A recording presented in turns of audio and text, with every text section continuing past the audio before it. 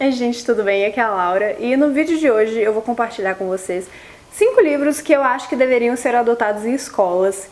E esse critério eu fui fazendo com base em toda vez que eu lia algum desses livros, eu pensava que seria muito interessante que tanto o conteúdo desse livro fosse abordado nas escolas, quanto a forma como o autor ou como o livro traz esse conteúdo pra gente. Eu acho que ao longo da nossa vida escolar, ao longo dos nossos estudos, a gente entra em contato sim com vários livros e eu particularmente eu não acho que, pelo menos quando eu estudei, tanto no ensino fundamental quanto no ensino médio, eu particularmente não acho que a forma como os livros são apresentados pra gente é a melhor forma de todas, nem os livros que são apresentados, apesar de todos serem muito bons, todos os clássicos que a gente tem contato serem livros muito bons mesmo.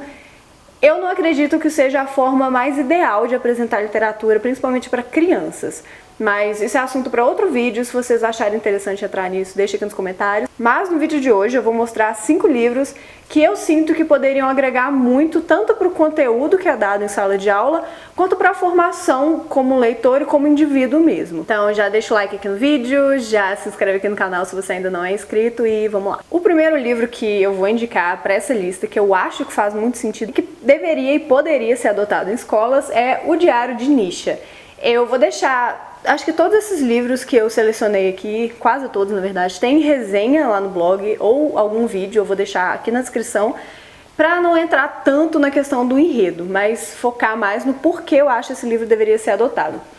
Porque o Diário de Nisha, ele trata da divisão da Índia e do Paquistão. A Índia, por mais de 200 anos, ela foi colonizada pelos britânicos. E quando aconteceu o processo de descolonização da Índia, que seria a libertação da Índia, aconteceu a divisão entre Índia, que eles chamaram de Nova Índia, e o Paquistão. Por quê?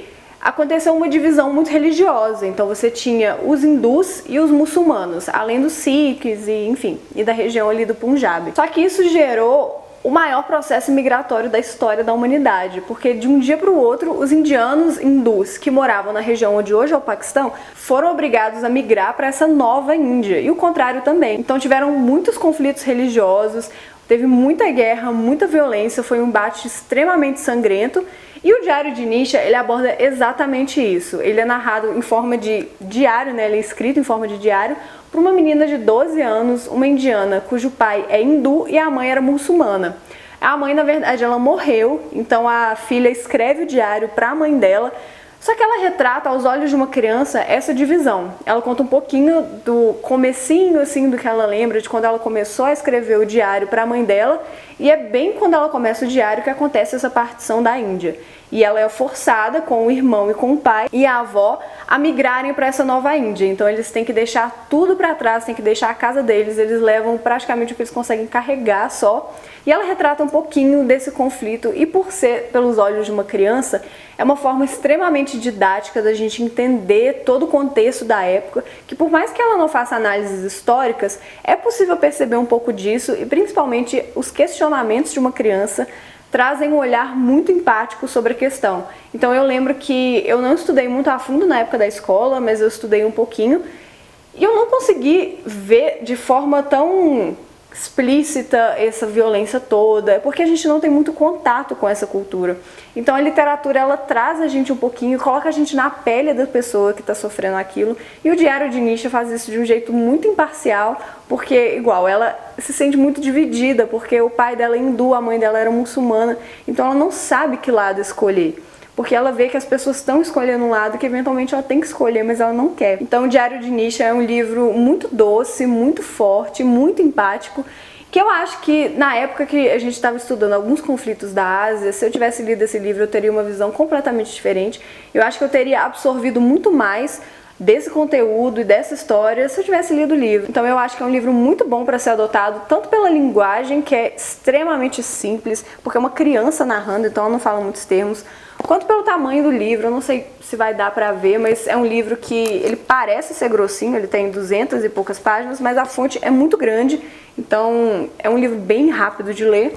E pelo conteúdo mesmo, eu acho que é um conteúdo importante, principalmente quando a gente ensina empatia E eu acho que o Diário de Nisha faz isso de um jeito perfeito. Mas eu vou deixar aqui na descrição a resenha se você quiser conferir um pouquinho mais e de forma mais completa. O segundo livro que eu escolhi é o Nós, uma antologia de literatura indígena. Ele é uma coletânea, né, uma antologia de algumas histórias indígenas, sejam de mitos ou sejam de alguns relatos orais, que eu acho que seria extremamente importante se a gente tivesse tido contato com isso na escola e se as pessoas tivessem contato com isso. Ainda mais hoje em dia que a gente está presenciando tanta disputa por terras ainda, tanta demarcação não está sendo respeitada. E eu acho que a cultura indígena não é algo que a gente tem muito contato na época da escola. Eu lembro que quando eu estudei muito a parte histórica e muito pouco a parte cultural, que eu acho que é tão rica, ainda mais levando em conta todos os povos que a gente tem num país de dimensões continentais igual ao Brasil. E eu acho que ao longo da escola, pelo menos, estou falando tudo isso com base no que eu estudei na minha experiência, tá? Então, talvez não faça sentido para todo mundo, talvez as pessoas tenham tido formações diferentes, mas eu estou falando com base no que eu experienciei, do que eu vivi ao longo dos meus anos escolares. Mas ao longo da escola eu tive muito mais contato com narrativas gregas, com mitologias gregas, do que na verdade com a mitologia indígena, que é uma coisa tão próxima nossa, que é uma coisa que faz parte. Todos os estados praticamente ainda tem alguma tribo indígena, ainda tem contato de alguma forma com os indígenas, e a gente tem descendentes indígenas que às vezes não têm acesso à própria cultura quando eles vão para a escola. Então eu acho que o Nós, ele traz de um jeito muito didático, muito fácil e muito gostoso essa cultura indígena em todas as suas formas. E é difícil até falar uma cultura indígena, porque são tantas tribos, são tantos povos que não dá para colocar numa caixinha. Eu acho que o Nós, ele mostra isso, porque a gente tem tendência a generalizar, falar o índio é de tal jeito, mas qual índio, de qual tribo, de qual cultura, de qual língua? Então, assim, o Nós, ele mostra um pouquinho essa riqueza cultural que o Brasil tem, das tribos indígenas. E, assim, é um livro bem bonito, vou tentar mostrar aqui, ele é ilustrado, então a abertura de cada capítulo tem uma ilustração, ele é muito lindo mesmo. Aqui, acho que dá pra ver um pouquinho. Tem resenha dele também, se vocês quiserem conferir as fotos, eu vou deixar aqui na descrição, que dá pra ver um pouquinho melhor, porque eu acho que o foco da câmera não é automático, então não vai dar muito bem. Mas ele é um livro muito rapidinho de ler, ele tem 126 páginas, que eu acho importante, né, porque nem sempre a gente consegue obrigar os alunos, a gente nem quer obrigar os alunos a ler calhamaços que às vezes não fazem sentido. E além de abrir, por exemplo, vou mostrar a estrutura do... Aqui, ó. Aí tem a abertura do capítulo. Aí tem uma ilustração. Embaixo falando a qual povo diz respeito a essa narrativa. E ao final do capítulo, sobre esse povo, sobre essa tribo indígena, enfim, sobre esses povos. E fala um pouquinho sobre o autor. E além disso, ele vem também com um glossário de alguns termos. Então, aqui... Arumã, baforar as duas bochechas, Ipadu. Então, assim, é uma forma também de você aprender muito, não só pelos mitos, mas também aprender um pouco da linguagem, dos termos, e vocês vão ficar impressionados em quanta coisa a gente absorveu da cultura indígena e a gente simplesmente menospreza isso. Então, Nós, ele é um livro rápido, fácil de ler, extremamente didático e muito gostoso, que eu acho que poderia muito bem ser trabalhado em escolas. Outro livro que eu acho que deveria ser adotado em escolas, na verdade, é uma HQ, que é Maus. A gente tem muito contato com a questão das guerras, principalmente a Primeira e a Segunda Guerra Mundial. A gente vê, pelo menos eu vi de forma extremamente completa e eu fiquei meses, em vários anos, estudando a Segunda Guerra. Então eu acho que o Maus, ele é uma forma muito boa de completar um pouquinho, porque a gente vê tudo de uma forma mais didática, mais histórica e menos pessoal, com menos narrativas individuais, com menos subjetividade, que eu acho que acrescenta muito nessa questão que eu falei do Diário de Nisha, da criação, da formação da empatia, do entendimento do lugar do outro.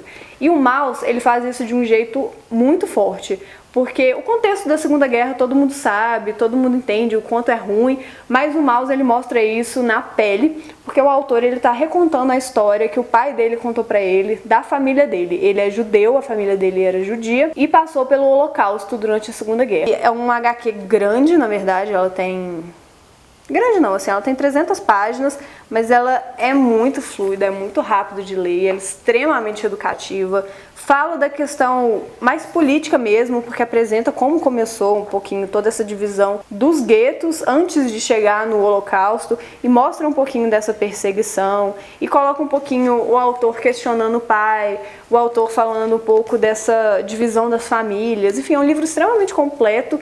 E é doído, não é aquele livro que você vai ficar feliz depois de ler, não é esse tipo de HQ, mas não deixa de ser extremamente necessária. Porque eu acho que é uma forma diferente de abordar um conteúdo que a gente já vê tanto na escola e que a gente aprende tanto. E é um conteúdo que a gente tem que aprender, é um conteúdo extremamente importante, mas eu acho que Maus, ele completaria um pouquinho esse conteúdo. E eu acho que é uma leitura fácil de ser adotada nas escolas, porque tem muita gente, tem muitos alunos que ainda não se formaram como leitores, que tem certa dificuldade para pegar um livro, para devorar, para achar interesse no livro. Então eu acho que HQs e graphic novels sempre são boas alternativas para conseguir introduzir a pessoa à literatura, a começar a formar um leitor. E eu sempre falo que HQs são extremamente didáticas, eu acho que existem HQs que às vezes conseguem passar uma mensagem muito mais forte, de forma mais rápida e mais intensa do que um livro. Então as graphic novels e HQs têm seu mérito, sim, que eu acho que as escolas poderiam ver mais. E Maus é um livro tão incrível que ele ganhou o Pulitzer, então imagina, é um livro que as pessoas têm que ficar de olho. Se você ainda não leu Maus, leia, você vai amar, vai valer a pena, te garanto. E é um livro que eu gostaria muito de ter lido na época da escola. Esse outro livro que eu vou falar, ele pode parecer um pouquinho polêmico, então eu entendo por questões, várias escolas são religiosas, enfim, eu entendo que talvez o livro em si não possa ser adotado, mas eu acho que com certeza ele pode servir de material de estudo e de textos complementares, enfim, que é o Viva a Vagina. Por que eu escolhi esse livro? Porque quando eu fui ler ele, eu achei que eu tivesse tido uma educação extremamente completa, principalmente na biologia, de educação sexual. Mas eu descobri que eu não tive. E eu sempre tive acesso às informações, eu fui uma pessoa extremamente privilegiada nesse sentido, e mesmo assim, quando eu li Viva a Vagina, eu pensei, nossa, eu não aprendi nada disso na escola. E eu acho que a educação sexual, ela é extremamente importante, ela deveria ser uma das coisas básicas que a gente aprende na escola, não só no sentido de formação da pessoa, mas como saúde pública mesmo. E eu acho que é extremamente deficitária. E quando eu aprendi na escola, eu não sei se vocês já repararam, mas a nossa educação em biologia, ela é muito voltada para o órgão sexual masculino. Então a gente aprende pouca coisa do órgão sexual feminino. E isso acaba gerando muitas dúvidas que a gente leva até a vida adulta e várias coisas que quando eu fui lendo esse livro, eu às vezes conversava com minha mãe e minha mãe às vezes não sabia daquilo. Então assim, ele é um livro muito completo. De novo, eu entendo que por questões burocráticas, religiosas, enfim, ele não seja um livro, ainda mais pelo nome, que seja muito atraente para as escolas adotarem como material didático.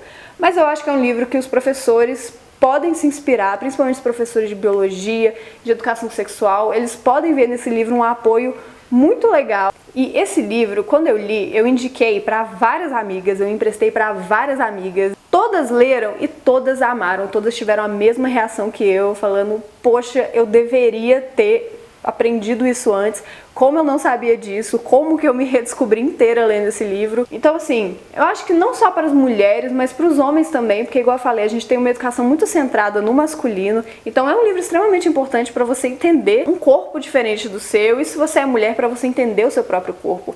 Porque o Viva a Vagina, ele fala tanto do funcionamento biológico do órgão sexual feminino, ele fala sobre métodos contraceptivos, ele fala sobre mitos de depilação, por exemplo, ele fala sobre orgasmo, ele fala sobre higiene, ele fala sobre TPM, ele fala sobre coletores menstruais, absorvente, ele fala um pouquinho de tudo que a gente precisava saber, que são coisas básicas. Quando eu fui lendo esse livro, o que mais me deixou impressionada não é que eram assuntos extremamente complexos, que você realmente precisaria buscar outros estudos, buscar em outros lugares para ter esse conhecimento. Não, são coisas básicas, mas a gente simplesmente não aprende isso. Então ele fala um pouquinho sobre o sexo, ele fala sobre DSTs, que são coisas que a gente precisa ver na escola de forma mais aprofundada, é o básico que a gente deveria aprender. Então assim, Viva a Vagina é um livro importantíssimo, ele é um dos meus livros favoritos por isso, porque quando eu li, eu percebi que na verdade eu não sabia tanto quanto eu achava que eu sabia. E eu acho que quando a gente começa do básico, quando a gente começa da escola, a gente consegue mudar muito a vida da pessoa, a gente consegue muito criar indivíduos melhores. E como eu falei, a educação sexual é o mínimo que a gente deveria ter. Então, de novo, por mais que esse livro eu entendo que ele não possa ser adotado na sua totalidade, porque as pessoas ainda não abriram a cabeça o suficiente para entender que isso aqui é ciência, que isso aqui não é ideologia, eu acho que existem sim alguns textos que professores podem tirar disso aqui, e se você, por vontade própria, quiser ler esse livro, por favor, leia. Você não vai se arrepender. Dê esse livro de presente para suas amigas, para suas tias, primas, para sua mãe, para sua avó, enfim. Não tem idade esse livro, de verdade, só... Por favor, leia Viva a Vagina. E para as minhas amigas que estão assistindo esse vídeo, ou para quem leu esse livro já, porque eu indiquei, por favor, deixa aqui nos comentários falando o quanto você gostou desse livro e o quanto ele é importante. Vamos convencer as pessoas a aprenderem um pouquinho mais? Por fim, o último livro que eu selecionei para essa lista é o Razões para Continuar Vivo, Histórias de um Homem que Enfrentou a Depressão e Reaprendeu a Viver. No mundo, a gente tem mais de 350 milhões de pessoas que estão depressivas. E dessas 350 milhões, 800 mil acabam cometendo suicídio. Então eu acho que deveria ser uma obrigatoriedade de saúde pública a gente abordar os transtornos mentais, os distúrbios mentais nas escolas, principalmente depressão, ansiedade, porque a gente sabe que a gente está ficando cada vez mais ansioso, a gente está vivendo num mundo que não favorece nem um pouco uma tranquilidade mental, uma saúde mental. Então começar nas escolas, aprender a lidar com depressão, ansiedade, ataques de pânico é extremamente importante, porque às vezes a criança ela não sabe que ela está passando por aquilo, o aluno que está no ensino médio ele não sabe que ele está vivendo aquilo. E o Razões para Continuar Vivo, além de ser um livro extremamente didático, porque ele descreve sintomas, ele descreve um pouquinho de dados, estatísticas para entender toda essa questão. Ele é um livro que ele é um manual de como você pode ajudar a pessoa que está passando por uma depressão, a pessoa que tem ataques de ansiedade, a pessoa que sofre com ataques de pânico. Então ele é um livro que obviamente não vai tirar a importância da pessoa procurar uma ajuda profissional, mas ele vai te ajudar, se você convive com alguém que sofre isso, a ter um pouco mais de empatia, a saber um pouco lidar com a pessoa e a entender o que a pessoa está sentindo, que eu acho que isso é o mais importante. Então quando eu li esse livro, eu quis indicar ele para todo mundo, porque acho que todo mundo conhece alguém que sofre de algum tipo de transtorno mental, de alguma forma, mesmo que seja de uma maneira branda até uma maneira mais extrema, mais intensa. Então Razões para Continuar Vivo é um livro assim essencial, que eu acho que se ele fosse adotado nas escolas, pelo menos de novo, algumas partes desse livro, já acho que seria de utilidade pública imensa. Ele é um livro bem realista, ele não é nem um pouco romantizado e ele é bem objetivo, apesar de ser com base na experiência do autor, né, na experiência de vida do autor, e ele é um livro, deixa eu ver o tamanho, ele tem 200 e poucas páginas, mas de novo, ele tem um tamanho um pouco menor e a fonte é maiorzinha, então é fácil de conseguir, né, absorver. E assim, só para vocês entenderem um pouco, ele foi escrito num formato bem dinâmico, isso que eu acho mais interessante. Ele não é todo um texto corrido, todo em prosa. Ele tem listas. Então, por exemplo, coisas que a gente pensa no milésimo ataque de pânico. Aí ele fala um pouquinho, que é pra pessoa também não se sentir sozinha, criar essa identificação. Então ele compartilha também uma lista de pessoas famosas, ou que já sofreram, ou que sofrem com depressão, que é uma forma, de acordo com o autor, de quando você vê algumas inspirações, algumas celebridades que já passaram por aquilo, você não se sente sozinho. E você sabe que você pode procurar ajuda, que você sabe que você pode esperar, porque você tem alguém pra se espelhar. Então ele mostra um pouquinho também o que passa na cabeça da pessoa que tá com depressão, como funciona o cérebro dessa pessoa, quais os pensamentos que vêm na hora, para você entender também o que não dizer para essa pessoa e o que você pode dizer para ajudar. Então assim, ele é um livro, ele é um guia mesmo, que eu acho que ele devia ser extremamente lido pelas pessoas e ele é muito útil, igual eu falei, isso aqui é utilidade pública, é prezar pela saúde da população como um todo, dos alunos e prezar pela formação do indivíduo desde cedo, de novo, de forma extremamente empática e tendo mais acesso, tendo mais conhecimento de coisas que, se ele não for enfrentar, ele com certeza vai cruzar o caminho de alguém que vai estar passando por aquilo. Então, quanto mais preparados a gente estiver, melhor e mais fácil a gente vai conseguir ajudar uns aos outros. E eu acho que a escola é o primeiro caminho que a gente pode começar a aprender isso. Então é isso, essa é a minha lista de 5 livros que eu acho que deveriam e poderiam ser adotados em escolas de uma forma ou de outra. Eu tenho muito mais livros que eu acho que eu poderia fazer uma parte 2, parte 3 desse vídeo, então se vocês gostaram, deixa o like aqui, comenta aqui embaixo se vale a pena fazer outras partes desse vídeo, porque realmente tem várias indicações que eu acho que fariam sentido, seja o livro no todo, ou sejam partes do livro que eu acho que poderiam ser bem interessantes como material didático, como material complementar. E me conta aqui nos comentários se você já teve um livro que apareceu na sua vida que você falou, nossa, eu deveria ter lido isso na escola porque teria me formado de forma diferente e teria realmente sido uma utilidade pública mesmo. Vamos montar uma lista bem completinha aqui nos comentários. E se você é professor ou se você conhece algum professor que você acha que faz sentido ter acesso a esse vídeo ou pelo menos conhecer algum desses títulos, manda o link desse vídeo pra ele, porque a literatura, ela consegue abrir mentes, a literatura consegue abrir caminhos, ela abre portas e ela é uma ferramenta poderosíssima de transformação. Então, vamos tentar fazer essa corrente do bem e fazer mais conhecimento, chegar de forma mais acessível para as pessoas. Então é isso, até o próximo vídeo. Tchau!